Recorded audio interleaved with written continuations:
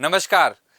तो दोस्तों हम यहाँ पे आज जानने वाले हैं कि इवन आरआरबी के अंदर या इवन अदर गवर्नमेंट जितने भी एग्ज़ाम होते हैं उनमें जो हमारा कास्ट सर्टिफिकेट होता है वो बहुत सी जगह वर्क करता है, बहुत सी जगह वर्क नहीं करता है। वो क्या पंगा है, और स्पेशली सबसे ज़्यादा पंगा होता है रेलवे के एग्ज़ाम में।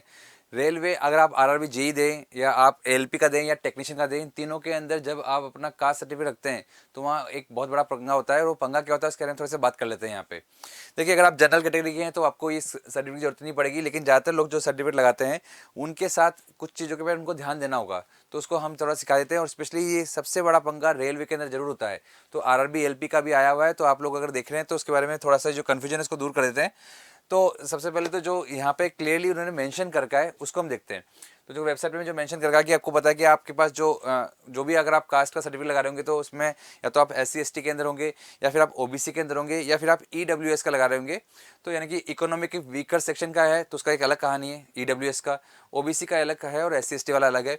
सबसे ज़्यादा सिंपली आपको बता दूँ कि जो पूरी कहानी को अगर आप पढ़ते हैं उसका जो सार निकलता है उसमें आपको बताता हूँ कि अगर आपने एससी एसटी की कैटेगरी के अंदर आ रहे हैं तो उसके सर्टिफिकेट में कोई प्रॉब्लम नहीं है। अगर वो सर्टिफिकेट आपने एक बार ढंग से बना लिया है तो अब वो सर्टिफिकेट हमेशा चलेगा। लेकिन जो सबसे बड़ी प्रॉब्लम होती है दोस्तों वो है आपके लिए ओबीसी के सर्टिफिकेट के अंदर, कि अगर आप ओबीसी के अंदर आते हैं तो ओबीसी का सर्टिफिकेट जनरली जिस दिन आप एग्जाम्स जब आप अपना डीवी हो रहा है, जब आपका डॉक्यूमेंट वेरिफिकेशन हो रहा है, उससे 6 महीने के अंदर अंदर बना होना चाहिए। तो सबसे इंपॉर्टेंट बात बोल रहा हूँ, ये सबसे जरूरी बात है। जो ओबीसी के बच्चे हैं जान लीजिए कि जब भी डीवी होता है, केवल यही नहीं, इवन अदर एग्जाम्स के अंदर भी होता है, तो वहाँ पर भी आपको पता होगा कि आपकी प्रॉब्लम हुई होगी कभी अगर, तो उस टाइम फिर आपको हाथों हाथ बनाना पड़ा होगा। तो आपको बता दूँ कि मैं इस चीज़ का ध्यान रख लीजिएगा कि ओबीसी के अगर है, और ये जो एकदम कहते हैं ना सोर्सेज से बिल्कुल निकल के आया है, उन लोग सोर्सेज से जो कि वास्तव में डीवी के अंदर चेक करते हैं। तो उन्होंने बताया सीधा सा कि ओबीसी का जो सर्टिफिकेट होता है वो सिर्फ 6 महीने पुराना ही होना चाहिए। इसका मतलब अगर आप अभी एएलपी का अगर फॉर्म भर रहे हैं तो अभी भी अगर आपका भरा हुआ है तो कोई बात नहीं, अभी अगर आपका ओबीसी का बना हुआ है तो एक बार और बनाना पड़ेगा। जब आपका डीवी होगा उससे आप कुछ दिन पहले ही एक बार वापस आपको ओबीसी का सर्टिफिकेट बनाना पड़ेगा। लेकिन ये एससी एसटी में प्रॉब्लम नहीं है। अब आते हैं ईडब्ल्यूएस के अंदर, तो ईडब्ल्यूएस के अंदर तो ये प्रॉब्लम कभी थी नहीं। ईडब्ल्यूएस के अंदर तो बस आपको ये जो क्राइटेरिया है उसको फॉलो करना है कि आपका, अगर बहुत से लोग नहीं जानते कि सर हम ईडब्ल्यूएस में आते हैं या नहीं आते हैं, जनरल के अंदर हैं, जनरल में ईडब्ल्यूएस में आएंगे या नहीं आएंगे। तो जो जनरल कैटेगरी के अंदर अगर आप ईडब्ल्यूएस में आते हैं तो उसका सीधा सा क्राइटेरिया ये है, पहले समझ लीजिए अच्छे से कि आपको पता है सर एससी एसटी के अंदर हम नहीं है, ओबीसी के अंदर हम नहीं है। अब जनरल के अंदर आ रहे हैं, क्या जनरल के अंदर कोई रिलैक्सेशन हो सकता है क्या? तो जनरल के अंदर आपका ईडब्ल्यूएस वाला सेक्शन जो है उसमें आप आ रहे हैं या नहीं आ रहे हैं उसको चेक कर लीजिएगा। ईडब्ल्यूएस के अंदर देखने का सिर्फ ये तरीका है कि आपके आपकी और आपकी वाइफ की, अगर आपने शादी कर ली तो, और आपके पापा की, तो यानी कि आपके आपकी वाइफ की यानी आपके स्पाउस की और आपके पापा की, इनकी आपको बस सिर्फ इनकम देखनी है। वो इनकम 8 लाख से कम होनी चाहिए।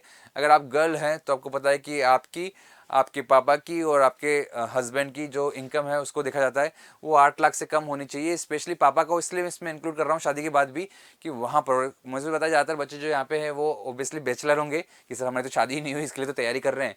तो उनको सिर्फ अपने पापा का देखना आना होता है कि वहाँ पे आपको पता चल जाएगा कि आपकी जो इनकम है वो 8 लाख से कम होनी चाहिए सालाना। साल के अंदर जो आपके पास जो इनकम होती है वो 8 लाख से कम होनी चाहिए। एंड सेकंड थिंग, आपके पास जो है जो एग्रीकल्चर यानी कि जो खेती वाली ज़मीन है वो 5 एकड़ से ज़्यादा नहीं होनी चाहिए।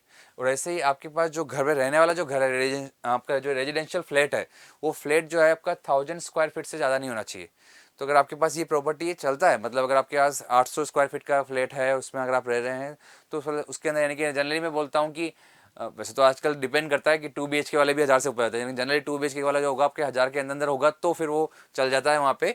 तो आप इस तरह से देख लें कि जो प्लॉट है, अगर आपके पास प्लॉट भी है तो उसके लिए इसने बोला है कि 100 स्क्वायर यार्ड से कम होना चाहिए।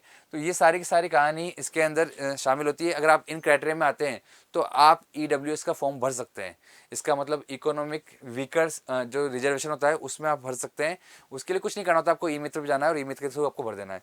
तो ये सारी कहानी आपके पास है। इसमें थोड़ा टाइम लग जाता है, 3-4 दिन का टाइम तो लगेगा, इवन मतलब 5 to 7 डेज का आप रफली आइडिया मान के चलें तो बहुत सी बार इतना टाइम लग जाता है। इसमें साइन वाइन भी कराने होते हैं। तो इसलिए आपको कह रहा हूँ सबसे ईजीएस्ट तरीका है, आप ई मित्र पे जाइएगा और आपके ये फॉर्म जो सर्टिफिकेट है वो आपको मिल जाएगा। लेकिन जो काम की बात है वो पूरी ये है कि ओबीसी का सर्टिफिकेट जो बना रहे हैं वो इस बात का ध्यान रखिएगा कि उनको एक बार और बनाना होगा जिस टाइम में डीवी होगा, यानी कि डॉक्यूमेंट वेरिफिकेशन, यानी लास्ट स्टेज पे जब आप पहुंचेंगे, एएलपी हो चाहे आरआरबी जेई का एग्जाम हो चाहे टेक्नीशियन का एग्जाम हो, वहां पर आपको ओबीसी का सर्टिफिकेट वापस बनाना होगा। तो बस यही कहानी थी। ऐसी इन्फॉर्मेशन के साथ हम और मिलते रहेंगे। फिलहाल मैं को एक थोड़ा सा आइडिया और दे देता हूँ कि सर्टिफिकेट होते कैसे हैं सर। सर्टिफिकेट जैसे बता दूँ कि SC ST का जो सर्टिफिकेट है कुछ ऐसा होता है, आपको ये सब कुछ नजर आएगा आपके सर्टिफिकेट के अंदर। उसमें क्या क्या चीज़ें आपको फिल करनी होती है, तो पहले अगर आपको सोचना है कि सर मेरे को पहले जान लेना है कि क्या क्या साइन कराने होंगे, क्या क्या लिखा होगा, तो वो कुछ ये सी चीज़ें हैं आपके सामने। ये SC ST का है, आप एक बार देख लीजिएगा। इसको मैं चाहूँगा कि एक बार आपके सामने अच्छे से नजर आ जाए, तो थोड़ा सा इस बार ये क्लियरली नजर आ जाए। देख लिया, ये बिल्कुल सही है आपके सामने।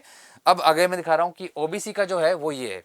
OBC का भी बड़े ध्यान से देख लीजिएगा। OBC का भी इस तरह से सर्टिफिकेट बनता है, लगभग ऐसे ही सर्टिफिकेट होता है। हो सकता है आप जिस भी स्टेट के अंदर है कुछ चीज़ें चेंज हो, लेकिन ज़्यादातर ये साइन चाहिए होंगे और ये चीज़ें चाहिए होगी, तो इसके साथ आपको वो सर्टिफिकेट बनाना है। तो बस ऐसी चीज़ों के साथ हम नेक्स्ट वीडियो में मिलते हैं। अभी के लिए इतना ही, धन्यवाद।